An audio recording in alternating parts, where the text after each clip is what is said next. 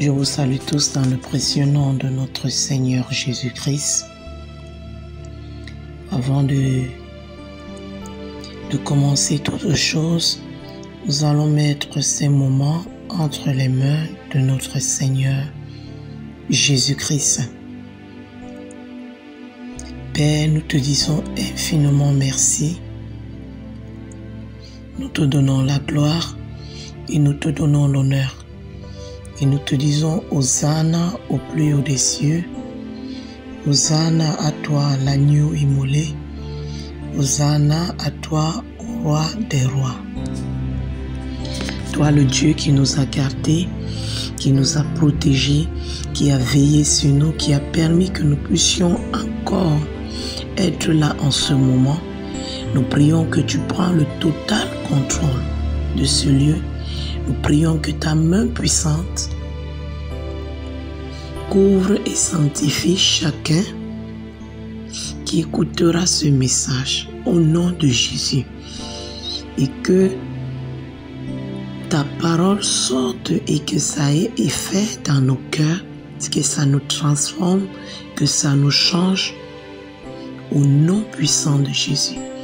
Père, nous te soumettons ces moments et nous commandons à tout esprit qui n'est pas de toi et se lève pour troubler ces moments d'être consumé par le feu au nom puissant de Jésus-Christ.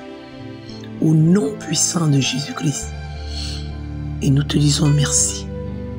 Papa, nous te remettons tout l'honneur.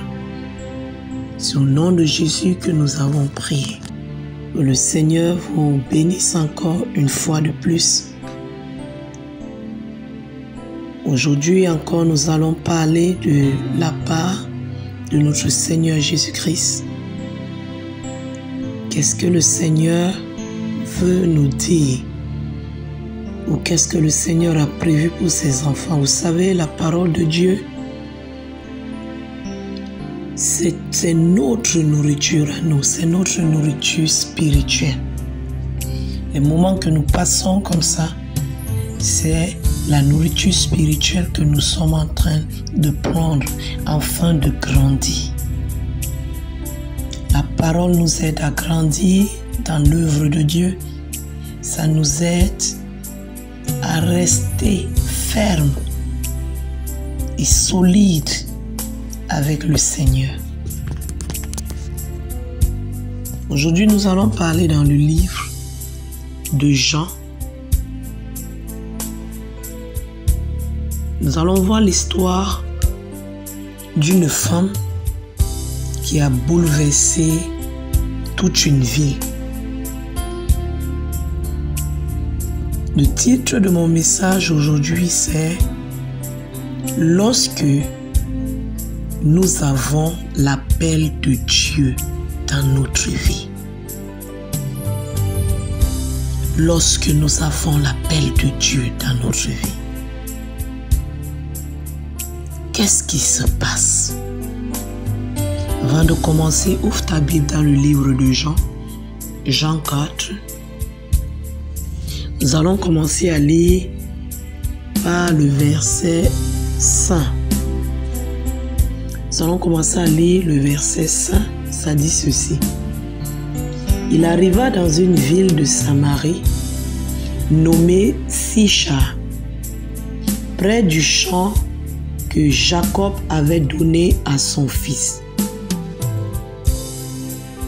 Là se trouvait le puits de Jacob.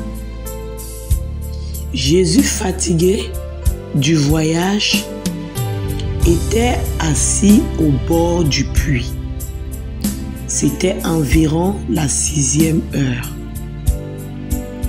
Une femme de Samarie vint puiser de l'eau. Jésus lui dit, « Donne-moi à boire. » Car ses disciples étaient allés à la ville pour acheter des vivres. La femme samaritaine lui dit, « Comment toi, qui es juif, me demandes-tu à boire, à moi qui suis une femme samaritaine? Les Juifs, en effet, n'ont pas de relation avec les Samaritains. Jésus lui répondit, si tu connaissais le don de Dieu, et qui est celui qui te dit, donne-moi à boire, tu lui aurais toi-même demandé à boire, et il t'aurait donné de l'eau vive.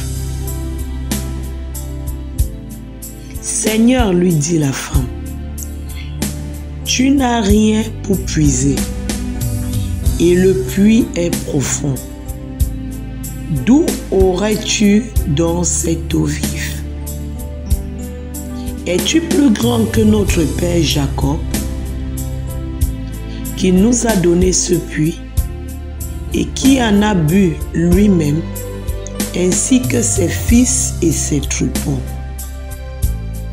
Jésus lui répondit, quiconque boit de cette eau aura encore soif.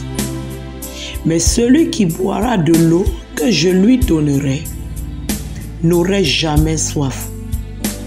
Et l'eau que je lui donnerai deviendra en lui une source d'eau qui jaillira jusqu'à dans la vie éternelle. La femme lui dit, Seigneur, donne-moi cette eau, afin que je n'ai plus soif et que je ne vienne plus puiser ici. Va, lui dit Jésus, appelle ton mari et viens ici. La femme répondit, je n'ai point de mari. Jésus lui dit, tu as eu raison de dire, je n'ai point de mari, car tu as eu 5 maris, et celui que tu as maintenant n'est pas ton mari. Et cela tu as dit vrai. Seigneur, lui dit la femme, je vois que tu es prophète. Nos pères ont adoré sur cette montagne, et vous dites,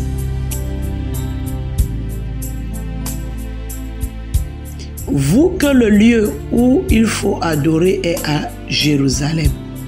Femme, lui dit Jésus, crois-moi, l'heure vient où ne sera ni sur cette montagne, ni à Jérusalem que vous adorerez le Père. Vous adorerez ce que vous ne connaissez pas. Nous adorons ce que nous connaissons, car le salut vient des Juifs.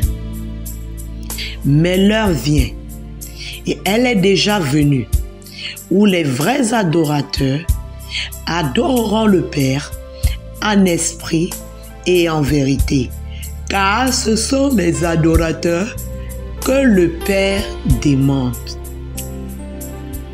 Dieu est esprit, et il faut que ceux qui l'adorent en esprit et en vérité. La femme lui dit, je sais que le Messie doit venir, celui qu'on appelle le Christ. Quand il sera venu, il nous annoncera toutes choses. Jésus lui dit, je le suis, moi qui te parle. Alléluia. Alléluia. Je le suis, moi qui te parle.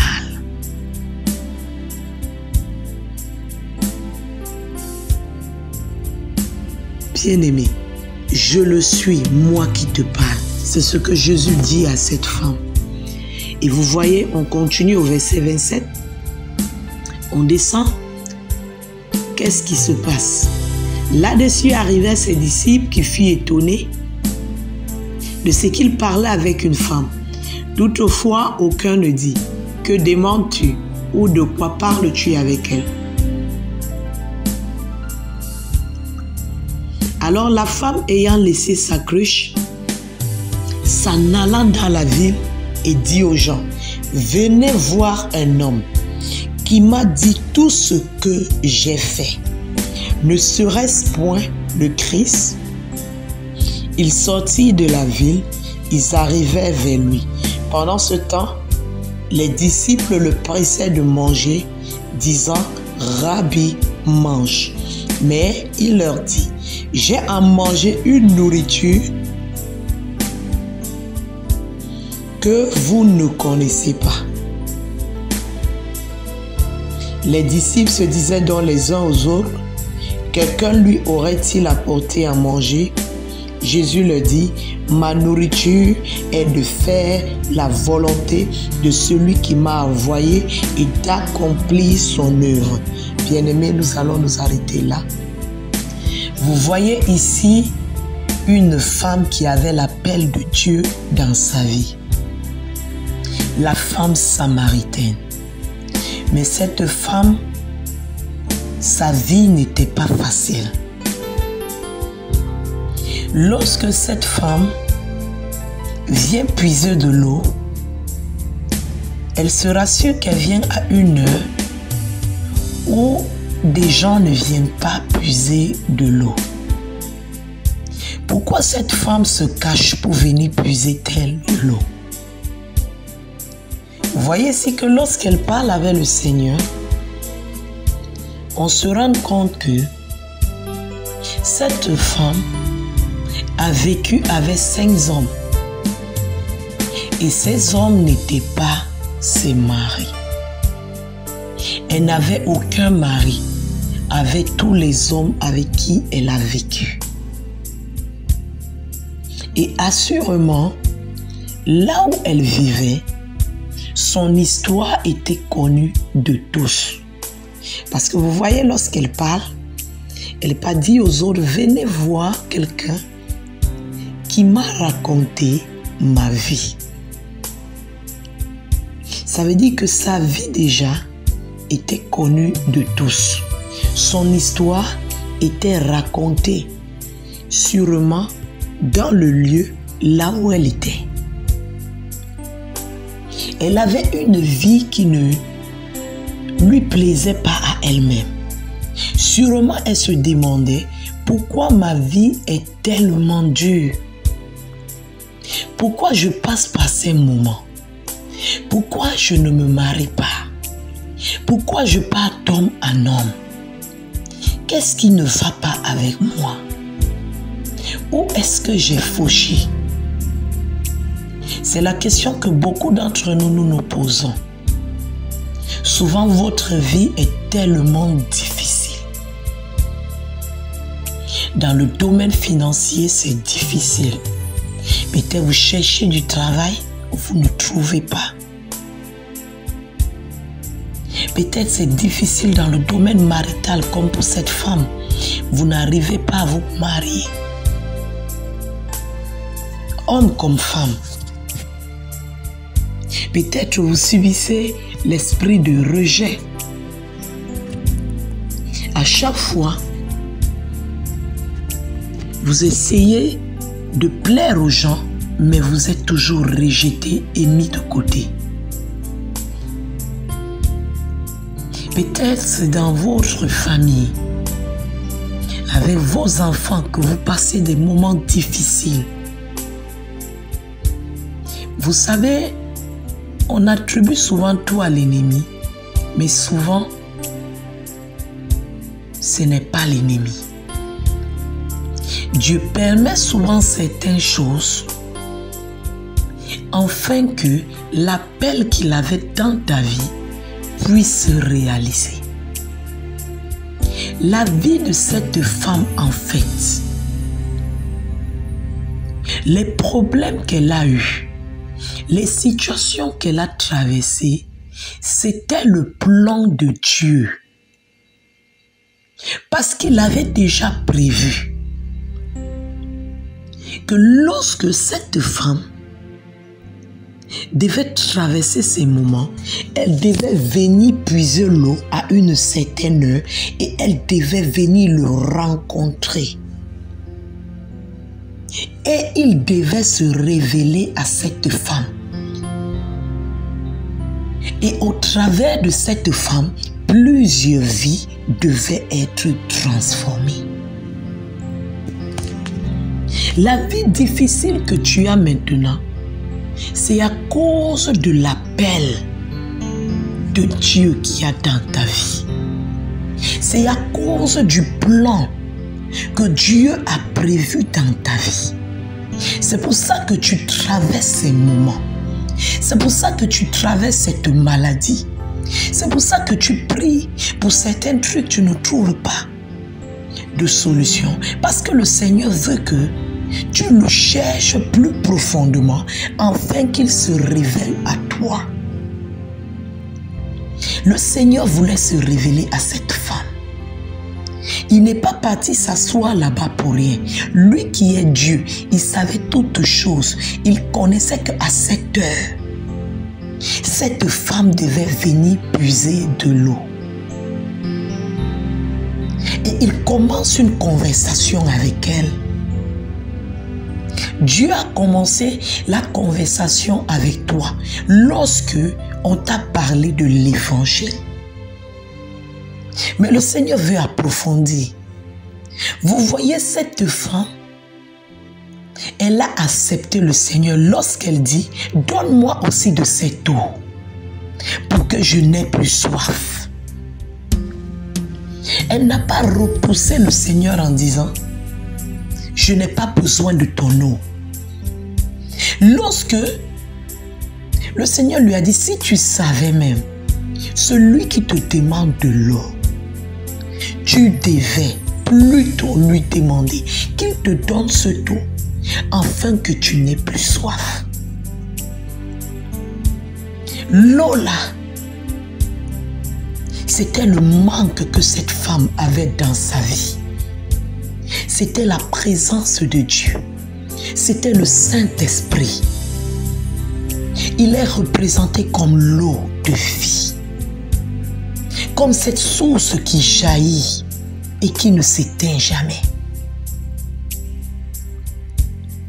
Lorsque le Saint-Esprit n'est pas là, ta vie sera toujours difficile. Tu auras toujours soif. Ton cœur aura toujours cette soif, ce manque à l'intérieur.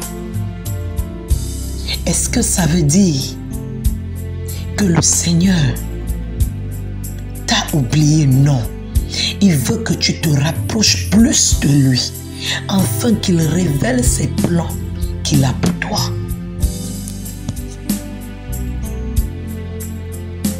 Comment cette femme allait savoir que le Seigneur la connaissait s'il ne racontait pas à cette femme sa vie? Et cette femme a été très franche envers le Seigneur. Lorsqu'il lui dit « Femme, amène ton mari », le Seigneur savait déjà que cette femme n'a pas de mari. Mais il voulait voir la sincérité et le cœur de cette femme. Et la femme répond à Jésus « Père, je n'ai point de mari. » Et le Seigneur lui dit « Tu as dit vrai. Parce que tu en as eu 5 et personne d'entre eux n'était ton mari. » Je ne sais pas comment ta vie est difficile. Je ne sais pas là où tu te trouves actuellement. Peut-être tu es dans la prostitution. Peut-être toi aussi tu as eu beaucoup de femmes. Tu as eu beaucoup de maris qui ne sont pas tes maris, qui ne sont pas tes femmes. Tu pars de femme en femme, aucune d'elles n'est ta femme. Tu pars d'homme en homme, aucun homme n'est ton mari. Et toi-même, au fond de toi, tu te demandes, pourquoi ma vie est-elle difficile? Tu es en train de passer par les moments difficiles, peut-être même dans tes études. Tu es peut-être le genre de personne qui apprend, mais dès que tu arrives pour composer, tu as déjà oublié ce dont tu as appris. chaque difficulté qu'il y a dans ta vie, chaque chose qui insiste dans ta vie, c'est parce que le Seigneur a un appel et un plan dans ta vie. Et il veut que, au travers de ça, que tu viennes dans sa vie, tu viennes le chercher afin qu'il se révèle à toi. Christ s'est révélé à cette femme. Elle savait que le Christ devait venir, mais elle ne l'attendait pas de cette manière. Dans la soirée, comme cette femme samaritaine, lorsque tout le monde dort, mets tes genoux au sol et dis-lui, Père, je suis fatigué. Toi qui as parlé à cette femme samaritaine, cette femme qui avait soif comme moi, qui avait ses manques comme moi, qui avait une vie difficile comme moi, qui ne pouvait même pas parler devant les gens. Cette femme qui avait honte de sa vie, cette femme qui était souillée, elle était obligée de se cacher pour venir pour puiser de l'eau. Si même quelqu'un venait le trouver en train de parler avec Christ, quelqu'un de sa communauté, il allait dire, elle est comme ça, elle aime beaucoup les hommes. Sûrement, voilà un autre client qu'elle est encore en train de prendre. Mais toi, tu as dit à cette femme que si tu lui donnais de l'eau, elle n'aura plus jamais soif. Parle au Seigneur de se révéler à toi et de te donner cette eau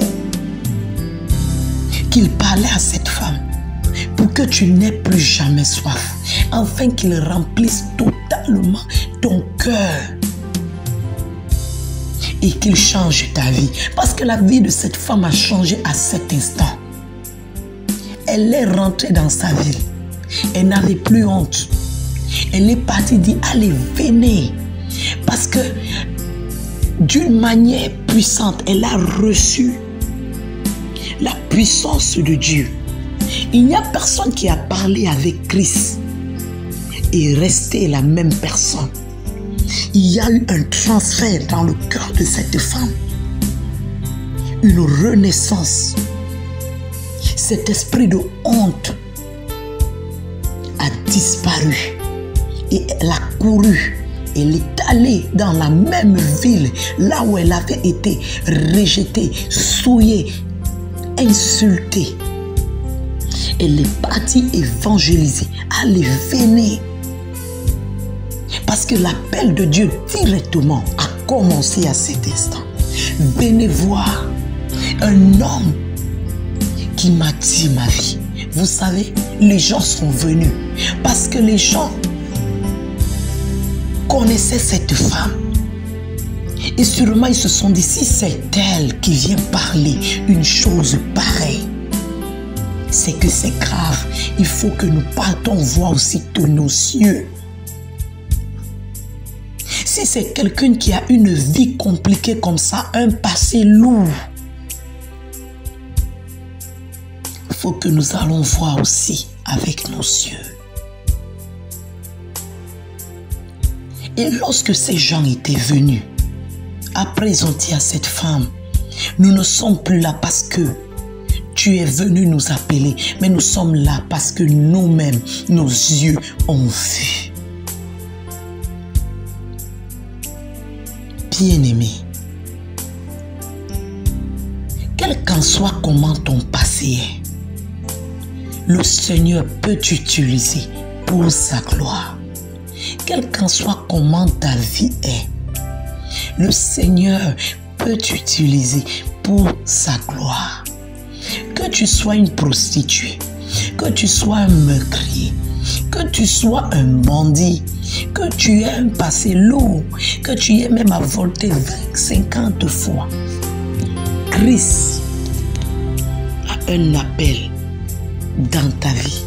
Christ veut encore t'utiliser parce qu'au travers de toi, plusieurs personnes donneront leur vie. Les gens diront, mais ce n'est pas cette femme qui se prostituait ici, mais ce n'est pas ce garçon qui changeait les filles ici, mais ce n'est pas ce bandit, ce n'est pas celui-là qui vient de la prison. Dieu prend toujours des gens qui ont un passé difficile afin de faire d'eux les grands serviteurs de Dieu. Et les gens n'ont pas compris ça. Dieu n'est jamais parti choisir des gens qui étaient parfaits. Non. Il a dit qu'il est venu pour ceux-là qui souffrent, pour ceux-là qui sont malades de la maison d'Israël. Il est venu là pour ceux-là qui ont un passé difficile, un passé lourd, un passé compliqué. Christ est venu pour eux.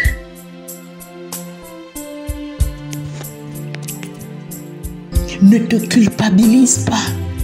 Même si tout le monde t'insulte, même si tout le monde te minimise, te méprise, même si tout le monde te rejette, rappelle-toi que Christ t'aime. Et il veut accomplir plein de choses dans ta vie. Il y a un appel sur ta tête. C'est pour ça que ta vie est compliquée et difficile. Arrête de dire, je n'ai pas trouvé le travail. Oh, j'abandonne. Va dans la prière. Demande au Seigneur, révèle-toi à moi. Montre-moi les plans de ma vie. Dis-moi la raison de mon existence. Vous voyez, cette femme a commencé à voir la révélation. Le Seigneur a commencé à lui dire des choses profondes. Lorsque tu pars dans une intimité avec Christ, il te dira des choses profondes.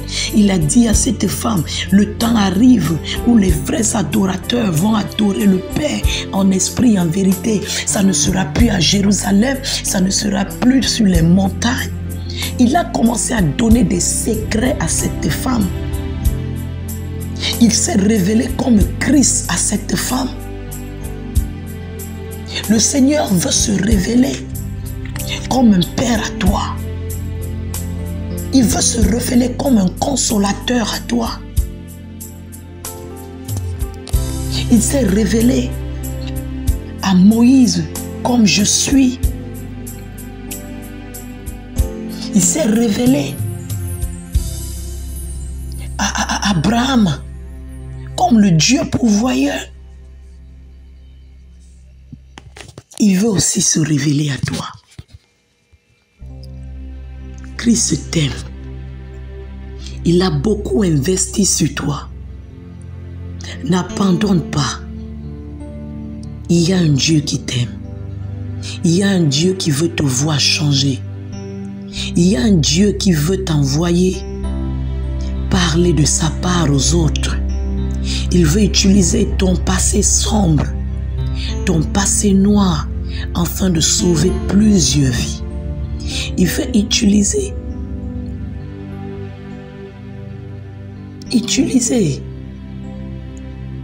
ta propre vie, là où on t'a insulté, la ville où tu as vécu, pour te renvoyer, afin que tu sauves ceux-là qui se moquaient de toi. Que tu leur dis que Christ est réel. S'il a pu faire pour quelqu'un comme toi, il le fera aussi dans leur vie. Le Seigneur est réel. Le Seigneur est vivant. Bien-aimé, si tu n'as pas encore accepté comme le Seigneur et Sauveur personnel, Christ dans ta vie comme ton Seigneur et Sauveur personnel, lève tes mains où tu te trouves et dis, Père Céleste, je m'abandonne à toi. Je te donne ma vie. Je t'accepte aujourd'hui comme mon Seigneur et Sauveur personnel. Viens dans mon cœur. Donne-moi de l'eau que tu as parlé à cette femme samaritaine, afin que je n'ai plus soif. Fais-moi boire cette eau. Change ma vie. Change mon cœur. Renouvelle-moi et rends-moi une nouvelle personne. Révèle-toi à moi. Dis-moi l'appel que tu as dans ma vie. Seigneur, Je te remets toutes les clés de ma vie. Fais d'elles ce dont tu en as besoin. C'est au nom de Jésus que j'ai prié. Amen. Que le Seigneur vous bénisse. Allez dans la paix et ne vous culpabilisez pas. Père, nous te disons merci pour ces moments. C'est au nom de Jésus que nous avons prié et laisse que ta parole demeure dans nos cœurs. Amen. Amen. Allez dans la paix.